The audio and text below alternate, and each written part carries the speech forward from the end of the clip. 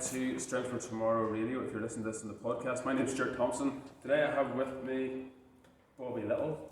I'm in his amazing gym in Dungannon, and it's been a pleasure looking around. It's just such a beautiful building to behold.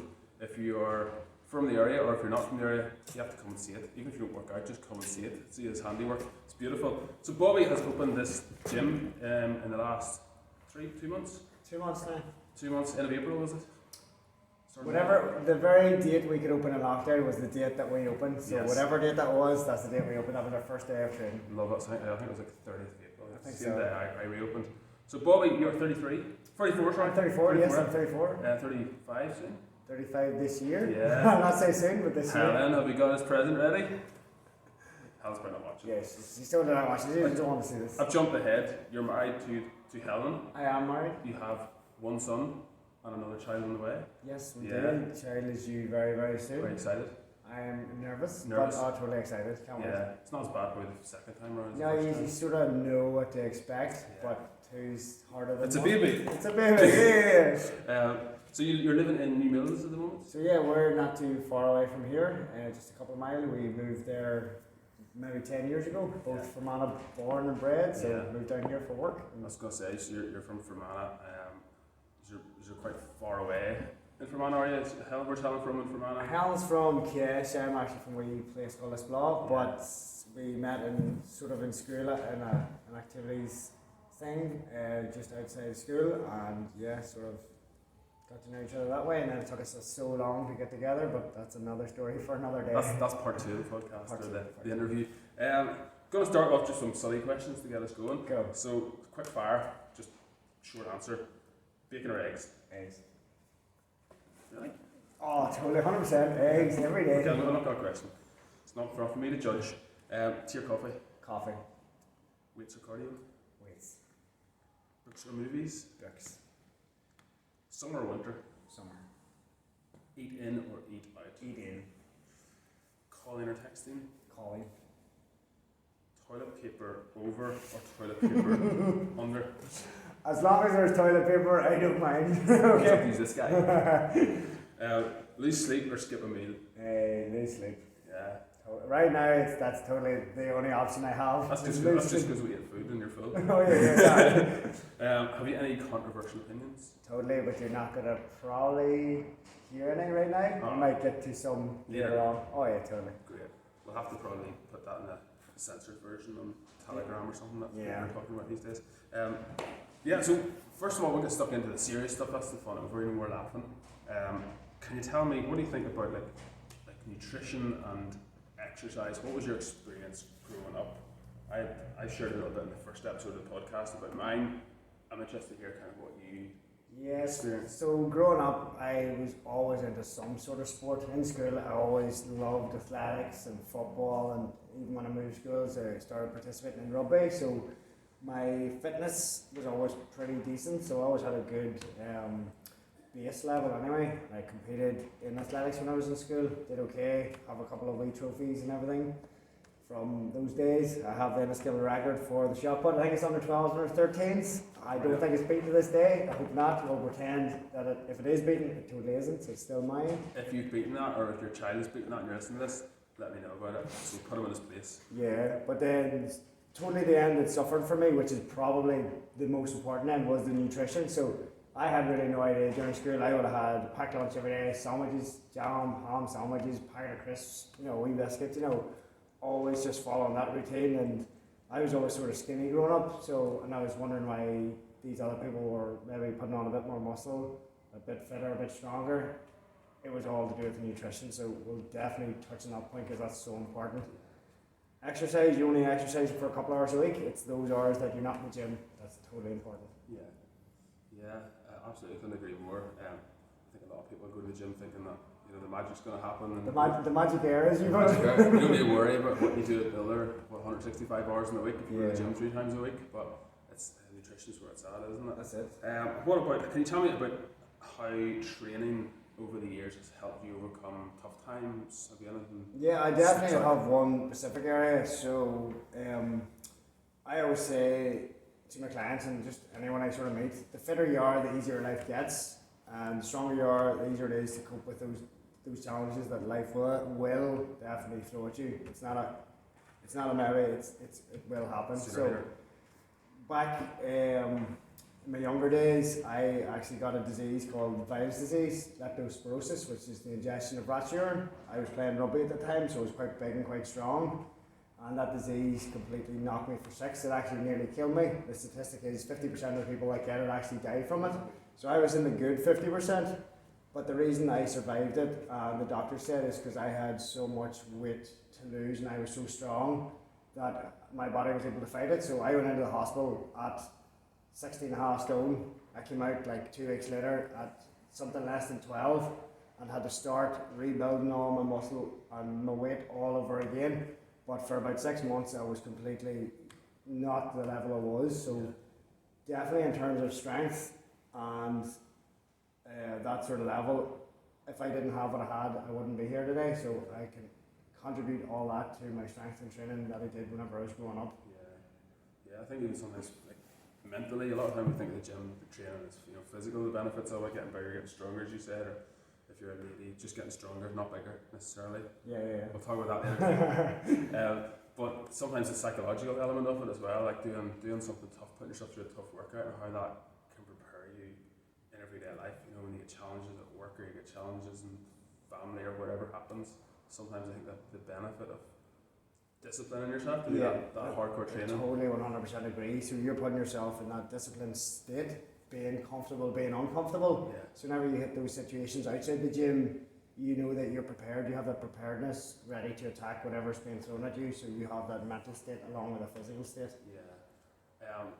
What have you learned, what lessons have you learned over the last 10 years or however long you've been training for, from your training yourself or from coaching other people? What kind of lessons have you? It's always daunting to sort of start. And same with anything. You start something new, it's always terrifying. So if anybody walks in the door and sees someone lifting heavy, they say to themselves the first thing, oh, I'd never get to that level, I'd never lift that. But it's all a process, and that's sort of where the name came from. It's like you start small, you start with that one step, you take that first step, the initial step, and then you just build on it, and over time it grows and grows and grows. And then why weights and everything was so important, it helped build your confidence. So not just your confidence in the gym, but outside the gym. So it's like even like applying for the job that you think you have no chance of getting. You have the confidence, it comes out whenever you're speaking, whenever you're being interviewed.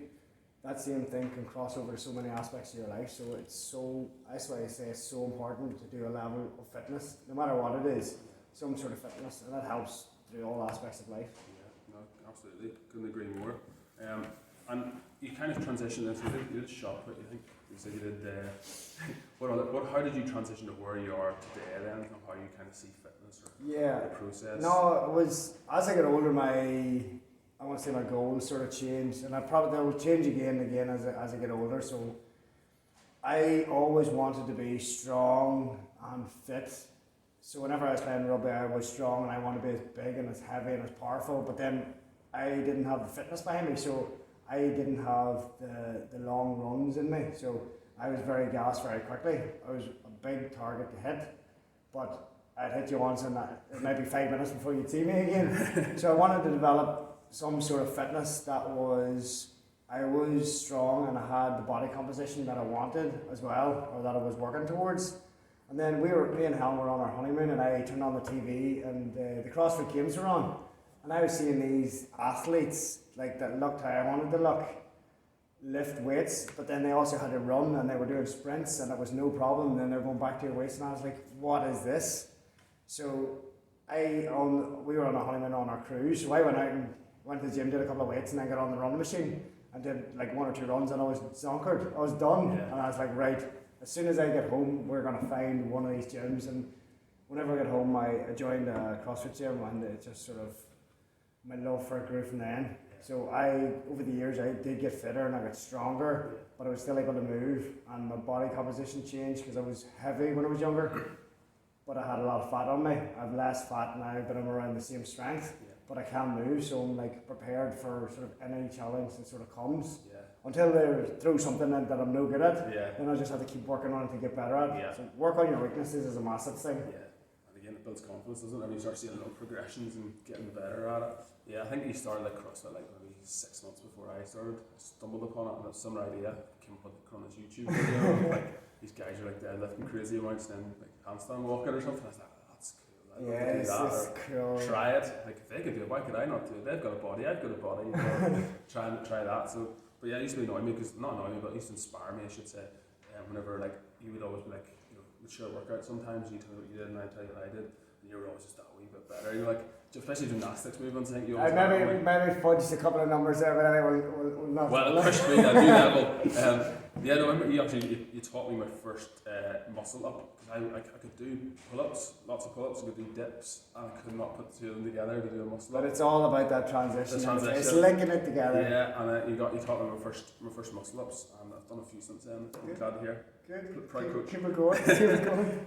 Yeah. What about nutrition? I see you posting loads of stuff on Instagram and social media, like you know, like what you're eating, and then you know, I suddenly put down the ice cream and think, Bobby's doing well there. But how do you stay so disciplined? See now, it's actually a lot easier than what it used to be because a lot of companies are definitely in the movement of higher protein, lower calories. So I love my ice cream. You just touched on it there, but now there's ice creams that are lower calories that you can still get that good taste. That means you can eat 2 tubs. That's exactly the wrong attitude.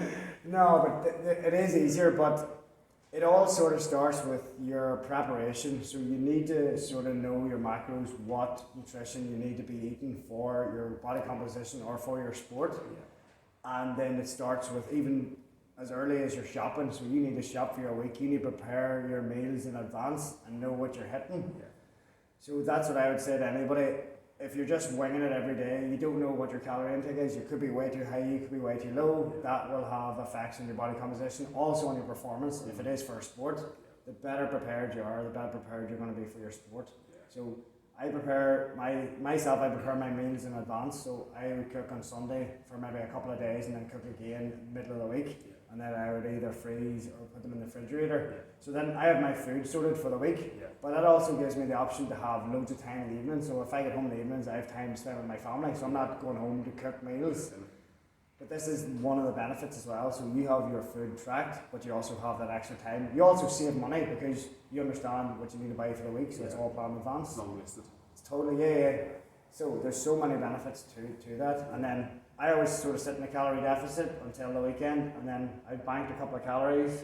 So then if I want to indulge a little bit in the weekend, I'll indulge. Yeah. As we talked about earlier, not too many pizzas. Yeah. I don't think the pizzas are worth it, but you know. I know. Everybody's different. I live to regret pizza. Some people are just pizza people. I love them, but I always live to regret it. Yeah. And feel terrible afterwards. You do. It just has that feeling on you. I'm nothing against pizzas, but for me, it's just not for me. I'd rather have a McDonald's. Just in case Domino's. There are other pizza companies available. And you don't have to go McDonald's, just Burger King. Not promoting these, by the way. No, totally the wrong. Because not getting paid to promote them. No, I'm joking. But yeah, like I think tracking is a big thing. It's missing. Tracking is the hard thing, and it's boring. It is boring, but it's so effective. But if you do it for a couple of weeks, you're nearly at a stage where you can sort of nearly eyeball it, so you're there or thereabouts. Obviously, a tracker is going to be as accurate as you are as well, and give or take 10% either way. So you're as accurate as you're going to be. But then it's what you do outside the gym as well. It's your NEAT, it's your daily movement, your daily activities. All of that comes into play as well, because your physical activity sort of only counts for maybe like 10% of the day or the week, whatever. So it's everything else outside that, including your hydration, your water intake, and your sleep is a massive one. Yeah. I notice lately now I'm not getting as much sleep. I'm not as strong. I'm underperforming. You're about to get less sleep. I'm about to get even less sleep. But even in terms of my performance in the gym, I feel it dipping because I'm not getting that sleep. And then whenever you're tired, you also make bad decisions. You eat more. You find energy elsewhere. Totally. I find myself just going to the cupboard. But there's another wee trick there. If you don't buy it, you can't eat it. Unless you're really dedicated and you go to the shop. Or if you run to the shop. Yes, that's what. If you run to the shop, put it in a habit to run to the shop. I think the planning is a really good point as well. Because I always find it funny, like sometimes you're like, what am I going to eat tonight? And it's like, why is it a surprise that we eat food every evening? Why is it we get to the evening, what am I going to eat? Oh, I'm hungry now, I didn't see that coming. Yeah. Like, funnily enough, most of us eat 3 meals a day. So why is it a shocker in the evening when you're like, I have to eat food now? What am I going to make? But if we can plan it, as you should do. Yeah, Because we're plan humans and we need advance. food. So if you plan it, then you save time, save money, spend time with your family and everything as well, and you're going to eat properly. Is that right? So, I sort of see, I want to say food is fuel. So fuel fuels your body. So you wouldn't, people take actually more care of their cars, their vehicles, than they do their bodies. You can always buy a new car, you cannot buy a new body. Yeah. So your body has to do you for life. So the better the fuel that you put in it, the longer it should potentially last. yeah, you don't need AdBlue either. You don't need AdBlue, not yet, until they come up with this pill, this magic pill, follow The this. blue pill. The blue pill. So yeah, I want to know, how did you come to open this beautiful gym? Was it a long process? Was it a few years you thought, I'd love to do this, and you had it in the back of your head, or did you just like wake up one I morning, had always, "I'm gonna open a gym"? I had always been looking for the last couple of years. I always wanted to do it, but then I had, what I didn't know existed was imposter syndrome. So I didn't feel that I was good enough to open a gym, or that people would listen to me, or that there was people out there, like, you compare yourself to other people. Obviously they know what they're doing there exactly. But then I read a book, I can't remember who it's called. It's called Start Now to Get Perfect Later, and that just a massive eye opener for me. So we just sort of went with it, and then we're going to build it as it goes and as it's needed to. But I love helping people, I love coaching people. Whenever people like hit a performance target or something that they've been aiming for, and you've been able to help them with the process, that's why it's totally worth it. It's rewarding, isn't it? I always think of it like the Matrix, and so what we do, we're like Morpheus. We can show you to the door, but you have to walk through it. So that's what the clients need to do. We can bring you so far, give you all the points that you need to hit, help you with your nutrition, help you with your training, but it's the client themselves that has to push themselves to get to where they want to go. And if they want something bad enough, they will go out of their way to do it. Yeah, I think the process of adaptation is sometimes people find it hard to get their head around. So if you did a workout on Monday and you go do a workout again on Wednesday, you're capable of more on the Wednesday than you were on the Monday. Just that little bit extra, you know. And the same goes throughout the week. And I think people, once they kind of get their head around, I could actually push a wee bit harder this. Yeah. I can lift a wee bit more today.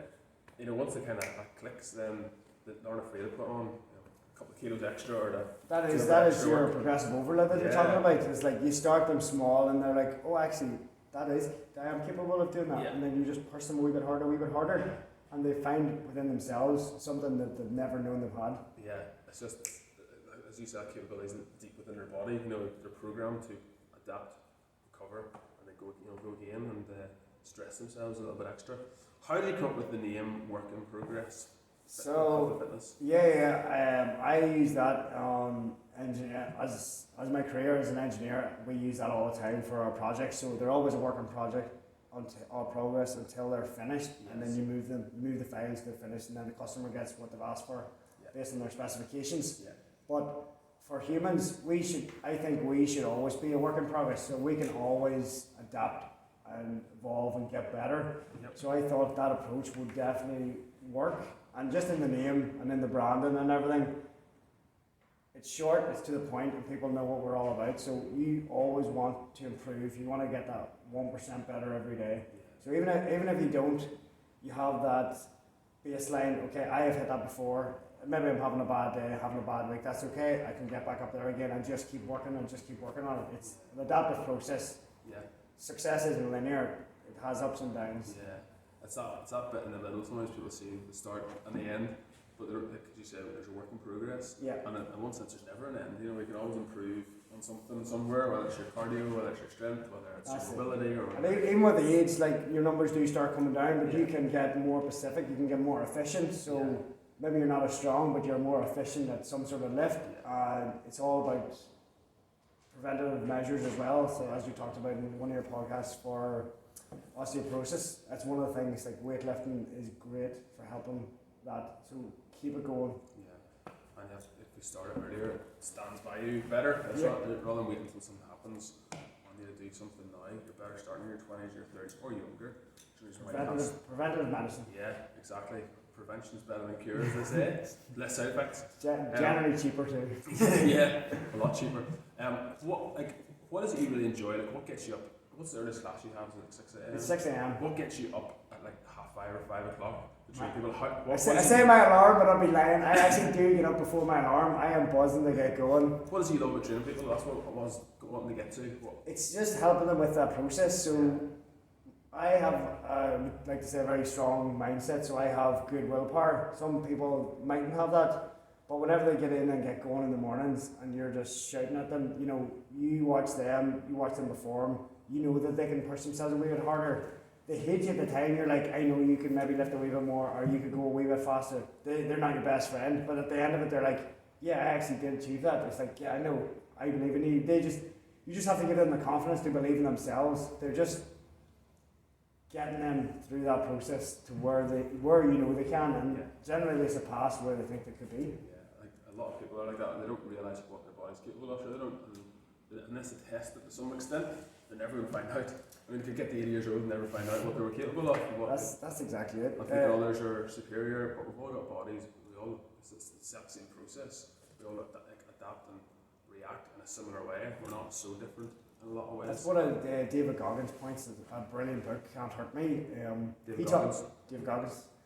He talks about the 40% rule. Whenever you think you're done, you're generally only about 40% of what you're actually capable of. That's crazy. So even in the middle of workouts, and I think I'm done, if you waited maybe a minute, you could get up and probably do the same thing again. It's crazy. Yeah. You just give yourself a wee bit of time. It's that self-talk. You end up talking yourself out of what you're capable of doing, but you need to reframe that and be like, okay, I actually can do that. I've done that. Maybe if I haven't done that, let's try it and see where we'll go. Yeah. It's like, I suppose a good example is like a heavy deadlift. And you know, you can be talking yourself out of it and talking, oh, it's a really heavy weight, I don't know if we can do that. But it's the exact same process, whether it's 40 kilos you were doing before with the same technique, or it's the same, it's the exact same techniques, 140 kilos, 240 kilos, the exact same techniques, the exact same process and the same steps. And it's telling yourself those steps over again as you approach the bar and as you go through it, rather than going, oh, it's a heavy weight, oh, it's a heavy weight. But the fear sometimes just... Sometimes, as you said, you touched on this earlier, sometimes you can kind of trick your clients. Yeah. I've done this before. I've told them there's a weight on the bar and I've put a wee bit more on it and they've lifted it. It's because in their mind, their mentality is, oh, I've lifted that weight before. Oh, I don't want to go heavier, I'm afraid of the heaviness. Yeah. But then whenever they put it down and you're like, okay, count the numbers not there, and they're like, here, that's more than you said. It's like, I know it is, and you did it because they told themselves internally. Yeah. Like, you cannot do anything that you haven't told in your mind that you can do. Exactly. So you need to have that belief. Yeah. If there's any clients listening, you might just turn it on this. Turn it mute for a second, because if there's any coaches listening, this is a really good tip. You put on fraction plates. Yeah. Yeah. It's the big plates, and I think it's less weight. Fractions count. We talked about this earlier. You can turn it back on again if your clients, coaches, you can keep listening as well if you want. But it works, doesn't it? It does. It's a really good idea. And I suppose this is quite in keeping with what we've been talking about. But what do you tell yourself whenever you are, in the middle of a tough workout, whether it's like a 10-minute WOD or 8-minute WOD, like an AMRAP, or if it is just a heavy lift or something? What is it you tell yourself upstairs? Is it the technique of it? I suppose it depends what you're doing exactly. Yeah. But is it do you just emphasize all the technical points of how to lift, or is it? Do you have to tell yourself something else? I have a lot of wee markers that I use for myself. So I have like Mel Robinson's book, The 5-Second Rule. So doing like heavy stuff, I sort of step away from the bar and I'm like, okay, 5 seconds, I'll talk myself back into it again. So if you leave the process longer than 5 seconds, you'll talk yourself out and just sort of quit. And then even the point of like Finding Nemo, it's always like, just keep swimming, just keep swimming. Yeah. Long workouts, endurance ones, I'll just be like, just keep going, just keep going. Yeah. You're not going to die. Just keep going. Keep going. It's just to keep it moving. Yeah. But you'll actually surprise yourself what you're capable of doing in those big workouts. Like every time. Yeah, every time. Yeah, I love that link between Finding Nemo there and weightlifting. It's great for parents and kids, and it's just a family show. It's just great. Get everyone moving. No, it's absolutely true. Just that little bit, just moving, keep. The 5-second rule, I was actually referred to that, not strictly in the same sense, but I tell clients, see if they're struggling with a set bench press or some sort of press or squat or whatever it is, more so press, I guess it works. But if you fight with it for 5 seconds, that tough rep, you'll generally beat it. Yeah. If you just keep focused attention. Just don't give up. Just don't give up after 2 or 1.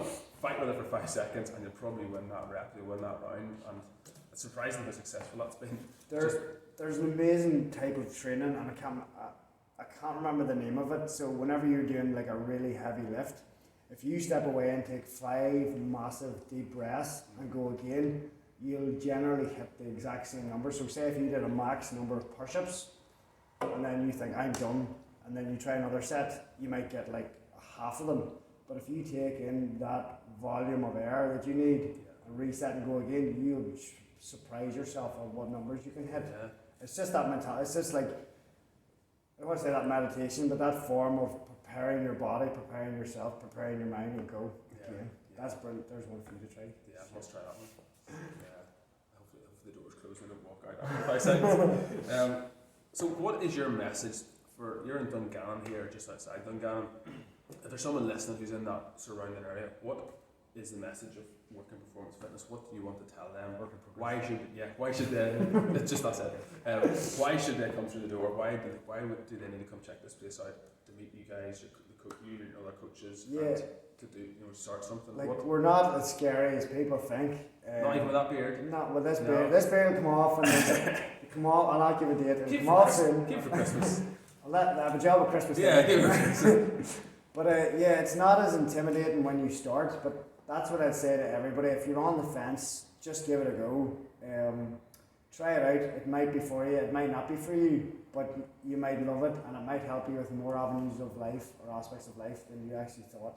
It could it helped me with mental health and depression. It could help other people as well in different situations. This is where you can go to get rid of aggression and anger and just have an hour to yourself. Even in the group environment, there's a person beside you in the box. They have their own troubles that they're dealing with, so they're not thinking about you. A lot of people get put off with group classes, but I think it's one of the best forms of training, because you have other people to push yourselves against. Even if you specify yourself as maybe a weaker or unfit person, you could look at somebody else and be inspired. It's like, okay, they can do it, I'm human, why can't I? So just think about that.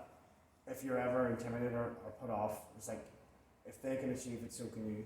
And it's just about starting and getting going. Start where you are. You can only get better. Exactly. Just get the foot through the door and go check it out. But yeah, I think that's great advice. And as you said, like, everybody's got their own wee battle they're dealing with, and as a collection of people, like, I know I've experienced it with my group classes. Some people have become the best of friends, even over lockdown and stuff. They've kept in touch, and even the classes in person weren't on, and phone call, go up the mountain together, do something together. So it's great even to see that happening around a big group class. Yeah, that's what I love about the groups. You do develop friendships that do last. Yeah, and you've got that thing in common, that connection is always going to be there. And what is your vision going forward with work in progress health? Is it, are you going to go global? Are you going to go from world town by town? No, are you going to just, like, basically, obviously you've nearly filled out this place already, which is fast, it's so cool. But you're still waiting on bits of equipment to arrive, so once you get, I suppose, more of that, you're going to be able to. Yeah, no, we're talking about this all the time. I've always loved to do this. I've never sort of thought on a global scale, but I just want to build something that people love and that helps them where they are, their journey in life, just to make them better. Develop that whole process, and if it grows to we need to have a new location, then so be it. If it stays here and we develop that community, then so be that. I can just kind of work it out as I go along. Yeah, that's it. Yeah, brilliant. I have visions of obviously going a bit further and doing a bit more, but we'll just have to see how it goes. Yeah. And just love every part of the process. Yeah. Live in the now. This is the now. This is what we're doing right now. Yeah. We're helping as many people as we can. That's it. I think if you're serving your local community as well as you can, you can only help but grow, I guess. Yeah. You can only help but get bigger to some extent, and it depends on how big you want to take that. But no, certainly it's great to see it filled up so fast after a couple of months. It's amazing. Yeah. What is the one takeaway you want people who are listening to this? There's going to be all sorts of people listening to this. What's the one takeaway you want them to? I think I just touched on that in the last point. It's start where you are. Don't worry about anybody else. It's your journey, it's your walk of life. So what everyone does shouldn't have the bearing on you. So if Stuart goes and eats loads of rubbish, that doesn't affect me, it affects him. So it's the same thing about training. You work where you are and you build and develop from there. So you can only get better. Yeah, I saw a funny I can't give you started about my friend people, but basically you can't take anyone else's gains. Exactly. It's kind of funny, like if you do weightlifting, you I can't. can take your fries, but can't Yeah, take your gains. yeah, you can take your food, yeah. You can share nutrition, but you can't share gains. So also, I'm trying to start a tradition that guests bring me a joke that will surpass my jokes, which are terrible. Have you got a joke? I got a joke. It's I say it's really good, but it's one of those. It's definitely a dad joke. Like That's okay, we're dads. we're both dads. We're both dads. So a guy walks into a brand new gym there, and he talks to the receptionist, and he says, "Right, I need to get a woman. What machine do I need to be working on to get women attracted to me?" And she turns around and says, "The ATM machine." Brilliant. That's good, I like that. It's good. Yeah, no, I can't use it in the next podcast. I might save it for a year and then do it something, regurgitate it again. They say the best jokes have a bit of truth behind them, so Yeah. take from now what you will. Yeah, if you're offended, it's true. If you want to know more about Bobby or his gym in Dungannon, you can, and you'd like to get started investing in your own health, that's just what we've been chatting about. You can find him. Email is whiphealthandfitness247@gmail.com. That's the one. Facebook Whip Health and Fitness, and Instagram whip_health_and_fitness. I've got one question. Is there any common misconceptions or fitness myths that you'd like to knock on the head right now? Just threw that out of the water. Yeah. I'm sure that I can't think off the cuff. I want to talk about this one actually. We talked about it a little bit earlier, but weights make women bulky. Oh, totally. That's my pet peeve, that one. That's what I say to all my clients. Females come in here, and the first thing they want to do. Well, okay, not just females. They come in and say, "I want to lose 10 pounds." I was like, okay, there's a really easy way to do that. Give me your arm and I'll cut it off. 10-pound loss straight away. But there's another good marker to use as well. It's like you don't look back at a photo and be like, "Oh, look how good I weighed in that photo." You're like, okay, I look good because my clothes maybe fitted me. I was working out, and I had the body composition that I was happy with. It's that if you add a bit of resistance into your training, it helps to build lean muscle in your body, which actually makes you gives you that toned look. It's really hard for women to put on muscle the same as men, and that's the whole estrogen versus testosterone debate there. Unless they're juicing. Unless they're taking some sort of PDEs, like performance enhancing drugs. No, drugs are bad. Drugs are bad. So it is, weights, resistance training should be done by everybody at every age. It helps with so many avenues and aspects of life. Yeah, perfect. Yeah, I think you summed up that well. Thank you very much, Bobby. It's been a pleasure being here. I want to come back and do a workout. Hopefully you'll go easy on me. Let's go now. Full after that burrito. No, thank you very much. I will be back soon though to do a workout, and hopefully catch up with you in a future interview. See how you're getting on. My podcast is up and going. Yeah, a rival one. Oh. What? Thank you. Spoiler alert.